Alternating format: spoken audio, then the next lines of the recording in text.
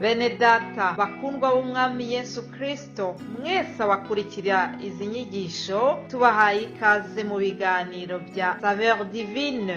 Ibi biganiro mu bitegurirwa n'abavugabutumwa bwiza batandukanye, akaba ari umuhamagaro ugendera ku ijambo ry'Imana byanditse mu gitabo cy'ubutumwa bwiza uko bwanditswe na Matayo ibice 24 umurongo wa 14. Kandi ubutumwa bwiza bw'ubwami buzigishwa mu isi yose ngo bube ubuhamya bwo guhamiriza amahanga yose, nibwo imperuka izahera ko ize. Ibi biganiro mubikurikira ku channel ya YouTube yitwa Saveur Divine. Tubifurije kugubwa neza. Imana Data ari nayo So ibaha umugisha.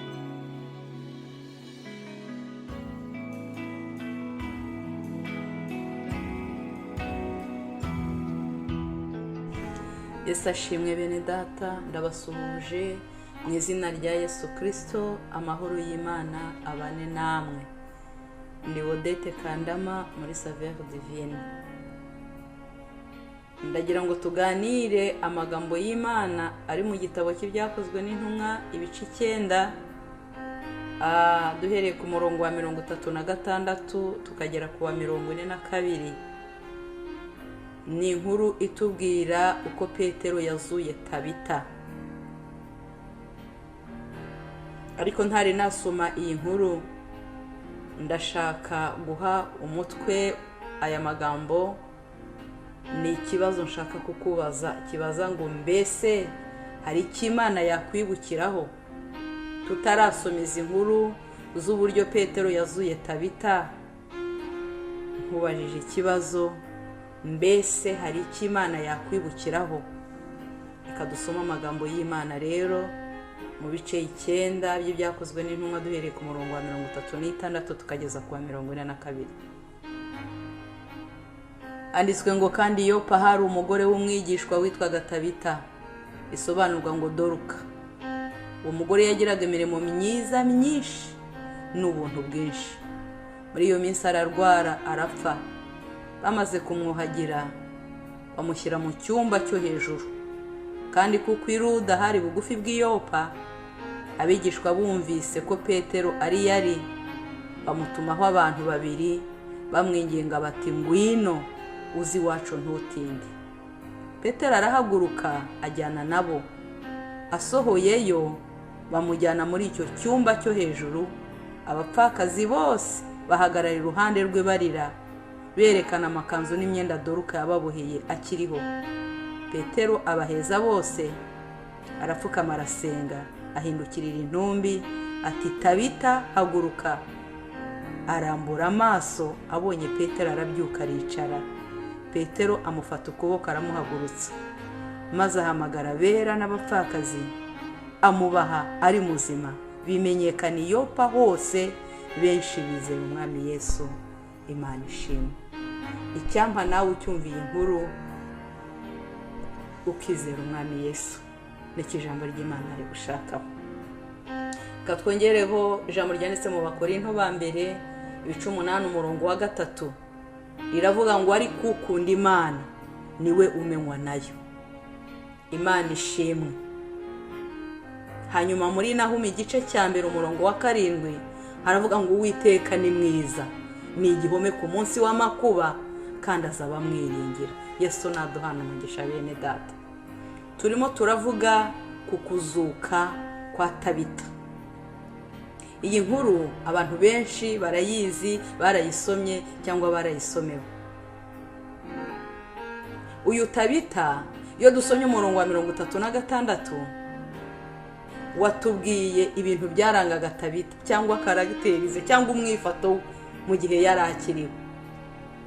Ijambo rya mbere batubwiye ngo Tabita yari umwigishwa. Ijambo rya kabiri batubwiye ngo yagiraga imirimo myiza kandi myinshi. Ijambo rya gatatu batubwiye ngo yagiraga ubuntu bwinshi. Imana ishimwe. Nabajije ikibazo kivuga ngo mbese ari iki Imana yakwibukiraho?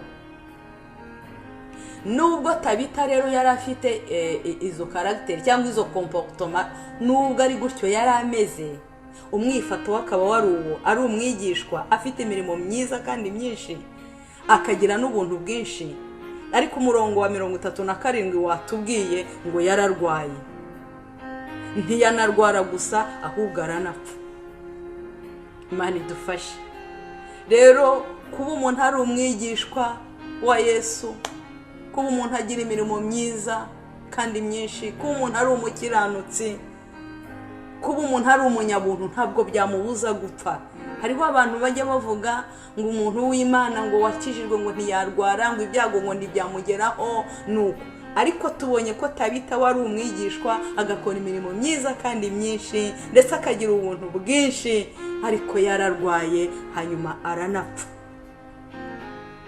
Amaze gupfa murongo wa 39 twasomye ngo hari abapfakazi barimo barira. Abapfakazi Tabita yari yaraboheye imyenda, bararira cyane batera hejuru bababaye ngo berekana amakanzu Tabita yari yarababoheye. Ati tuzambara iki, tuzabaho dute? Bakajya bibutsa Imana imirimo Tabita yakoze akiriho. Nabajije ngo hari iki Imana mbese yakwibukiraho? Hanyuma muri uko kurira kwabo rero ngo bamenye ko Petero ari hafi, hanyuma bamutumaho. Petero yari afite iyi mpano yo gusengera abarwayi bagakira ndetse no kuzura abapfuye. Iyi mpano yari ayifite kuko umwuka wera w'Imana yari ari muri bo. Bamutumaho rero, ahageze twasomye ngo yarabaheje, hanyuma ngo ajya mu cyumba cyo hejuru aho bari basize umurambo cyangwa umubiri wa Tabita, hanyuma ngo aramusengera. Akimusengera rero, mu gihe amusengeraga, nibwira ko mu gihe arimo amusengera yibutsaga Imana. Tabita yari umuntu wawe, Tabita yari umukobwa wawe, Tabita yakoraga imirimo myiza, Tabita yari umunyamuntu, yari afite ibintu byinshi bibutsaga Imana. Mbese hari icyo wakwibutsa Imana mu gihe cy'akaga?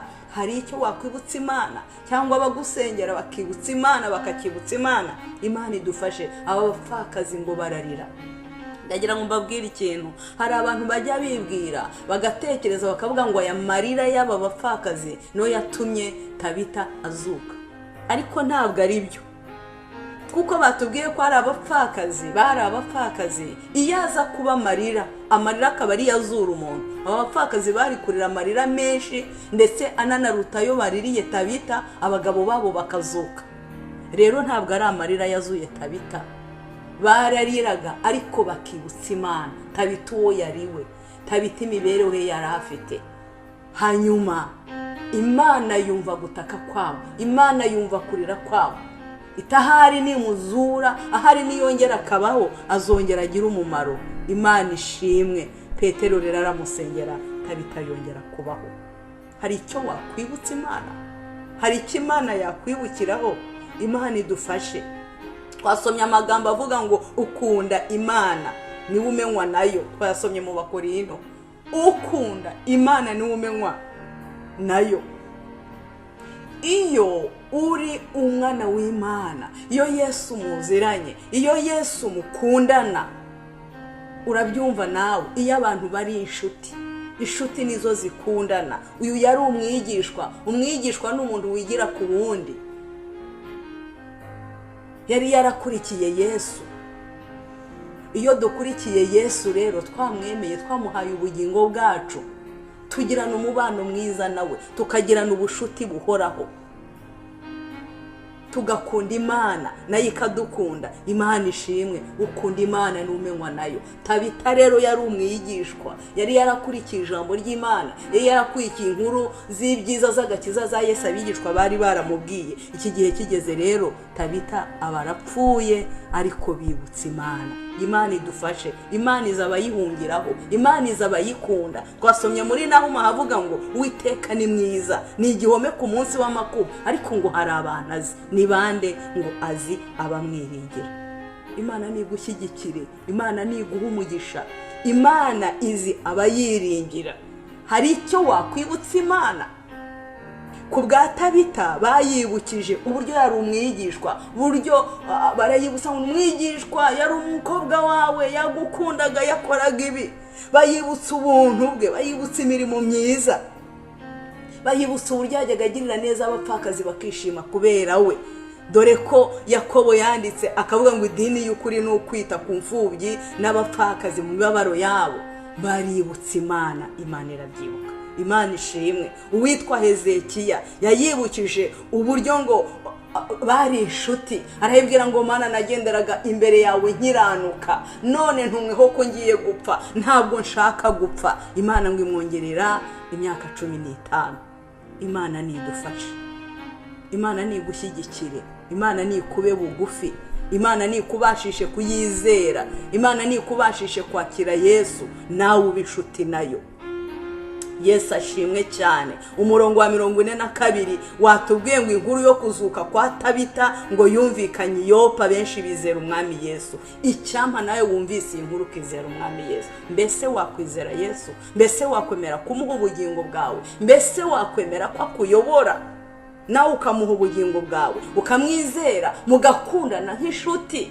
Dore ko ukunda Imana ari we umenywa nayo. Iki gitangaza cyabaye Petero yakoze cyari igitangaza cyiza cyane, cyashimishije ab'i Yopa, cyashimishije abapfakazi. Ariko nagira ngo ubwire ko igitangaza cya mbere kibaho gishimisha ni ukwizera Yesu Kristo akakubabarira. Hariho umunsi mwiza tujya twibuka n'uwo twababariwe ibyaha, icyampa ukizera Yesu nawe akakubabarira ibyaha byawe. Imana niguha umugisha, Imana nigushyigikire. Uri mu isi, wizere Yesu mu ubugingo bwawe, hanyuma abizeye Yesu bakazapfira muri we, Yesu azabazura, ntabwo bazaheranwa n'urupfu, natwe azatuzura bamwizeye tubaneho nawe. Imana nigushyigikire. Uri mu isi, nikubashishe gukora imirimo yo gukiranuka, nikubashishe kwera, nikubashishe kuyizera mu bibaho byose, maze nawe mu gihe cy'akaga igira icyo yakwibukiraho. Yesu naguha umugisha, Yesu nagushyigikire muri byose.